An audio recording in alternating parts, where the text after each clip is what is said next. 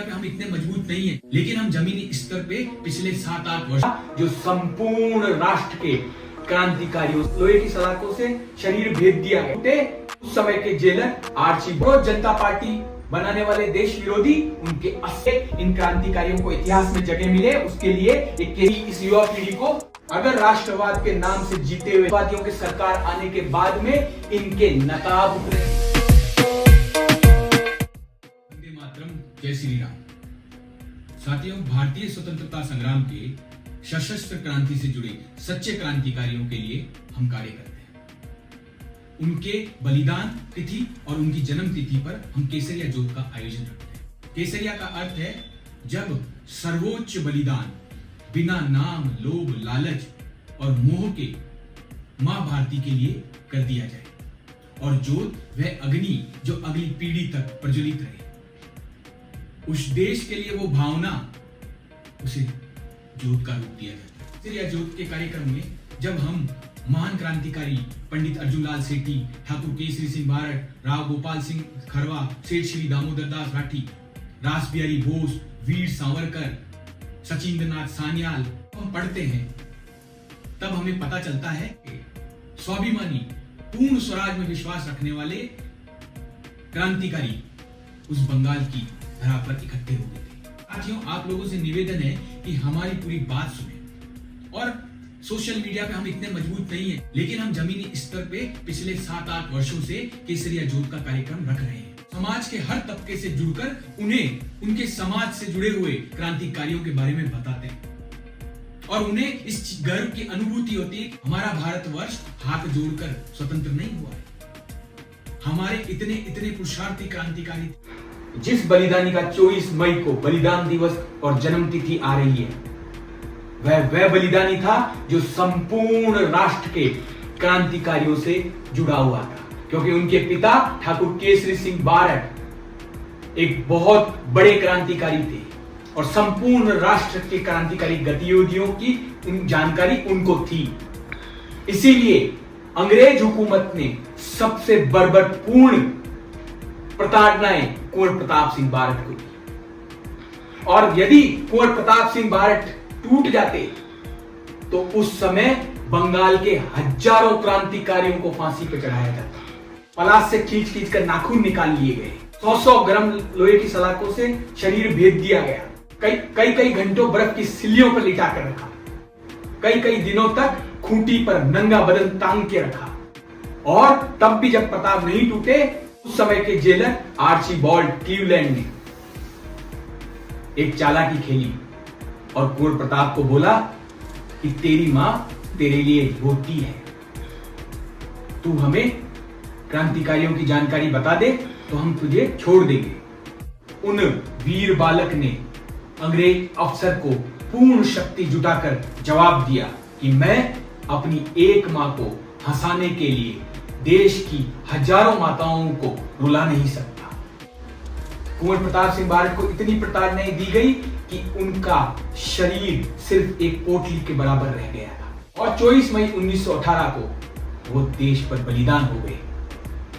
लेकिन संपूर्ण देश में स्वतंत्रता की एक लौ जला गए। इस 24 मई को समस्त राष्ट्रवादियों से निवेदन है, बंगाल विजय है, इस विजय के साथ इन महान क्रांतिकारियों को भी श्रद्धांजलि दें।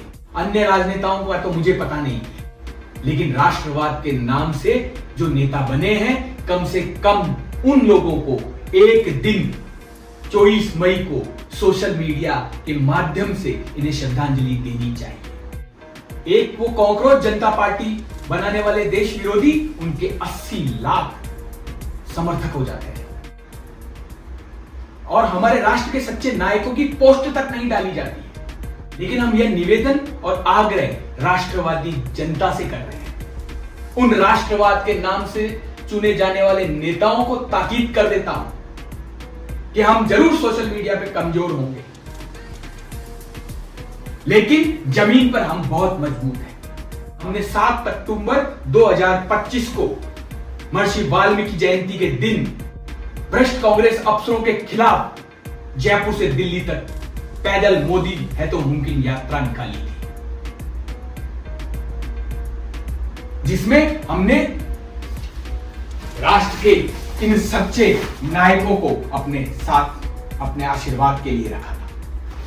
हम एक दिन नहीं, हम आज नहीं कर रहे, पिछले 7-8 वर्षों से इन क्रांतिकारियों के लिए, इन क्रांतिकारियों को इतिहास में जगह मिले उसके लिए एक केसरिया ज्योत प्रज्वलित कर रहे हैं।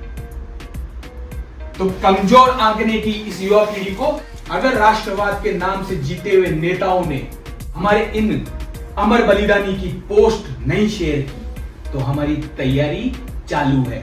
ये तो मुमकिन यात्रा दोबारा से हम निकालेंगे और देश को जागृत करेंगे। मोदी है तो मुमकिन यात्रा भाग 2 तैयार है।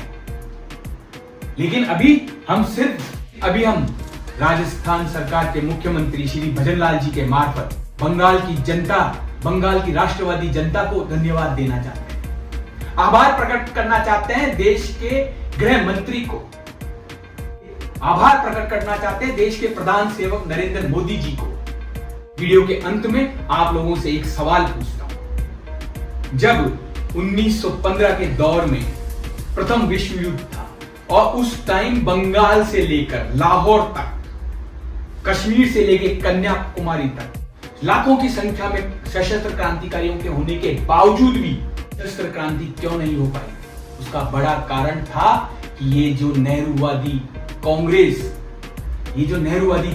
है, जो दम भरती है स्वतंत्रता सेनानी होने का, उन्हें सशस्त्र क्रांतिकारी घटनाओं की जानकारियां गद्दारी कर अंग्रेज हुकूमत तक दे दी। और वो अभी एक नेहरूवादी कांग्रेस के प्रमुख श्री नरेंद्र मोदी जी और अमित शाह जी को गद्दार कहते हैं। गद्दारी किसके खून में है? गद्दारी किसके परिवार में है? गद्दारी किसने की? अब बंगाल के चुनाव के बाद में, बंगाल में राष्ट्रवादियों की सरकार आने के बाद में इनके नकाब उतरेंगे।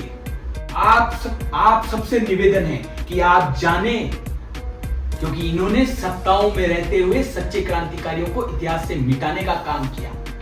असली गद्दार कौन है जल्द ही राष्ट्र को पता चल जाएगा और हमारे राष्ट्र के सच्चे नायक, सशस्त्र क्रांति के सच्चे नायकों को सच्ची श्रद्धांजलि होगी और उन काले कालनेमी नेहरूवादी कांग्रेसियों की सच्चाई आप लोगों के सामने आएगी। आप लोगों से निवेदन है, किसी प्रकार का कोई चंदा नहीं मांगते, ना ही कोई राजनीतिक पद प्रतिष्ठा के लिए भागते। बस इतना निवेदन है कि हमारा वीडियो अगर मनोरंजक है या नहीं है, वीडियो आप शेयर करें या नहीं करें, लेकिन ये जो हमारे विचार हैं इन्हें आप अपने ढंग से अगली पीढ़ी तक पहुंचाएं